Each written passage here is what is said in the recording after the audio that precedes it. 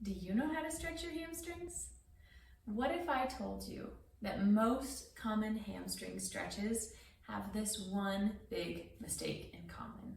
Keep watching to learn what it is. Hi, Dr. Rhiannon here, and today I want to teach you the one hamstring stretch that I like to give my patients. I'll also explain why I prefer this stretch over some of the other options, and I'll go into some of the anatomy of why this one is special. This exercise looks different than any hamstring stretch you've done before, but I challenge you to give it a try and tell me what you think. I think you'll find it's quite a bit more comfortable and also more effective. Keep watching to learn how to do it. First, I want to talk about what I see as the issue with your typical hamstring stretch. Often it looks something like this, where you have your knees straight, you bend as far forward as you can, or maybe you do just one leg at a time and you bend forward this way. But it always feels like a really sharp pull in the back of your hamstrings. My argument to why that happens is nerve anatomy. All of our nerves start up here in our brain, come down our back, and then come down to wherever they're headed to. Our arms, our hands, our legs, or our feet.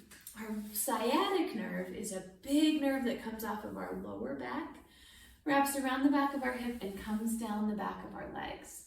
This position, where we do most of our hamstring stretches, puts a lot of tension on that sciatic nerve. And nerves are touchy. They don't like to be stretched. So my argument against a typical hamstring stretch is it puts a lot of tension on your sciatic nerve and can actually aggravate the nerve in the process of trying to help your hamstrings. So, what do we do to get around it?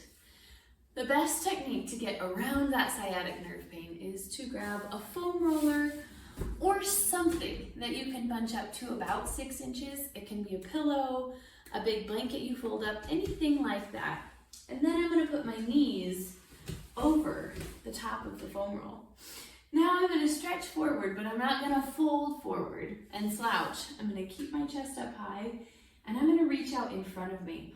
Almost like the old style sit and reach, where you have to push that slider as far as you can.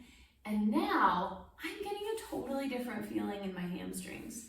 It's not sharp and tingly like it was. Now it feels like a comfortable muscle stretch. I'm going to hold this position for 30 to 45 seconds.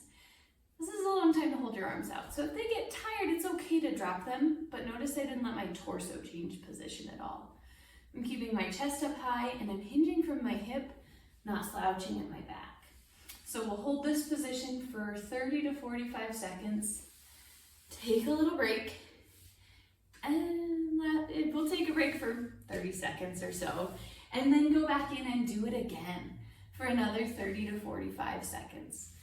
After you do that, I think you'll notice a big difference in how your hamstrings feel. They'll feel looser, but they won't feel aggravated like they do with other hamstring stretches. Give it a try and tell me what you think in the comments below. I hope this hamstring stretch helps you conquer tight hamstrings. If you need more help fixing tight hamstrings, check out my link in the description below. I'll link to another video I have on how to strengthen and lengthen hamstrings that are stubbornly tight. I'll also include a link in the description below to download my free strengthening guide for runners. I did design the guide specific to runners, but if that's not you, this is still a useful guide to work on general lower body strengthening. Check it out and let me know what you think. Thanks, and see you on the next one.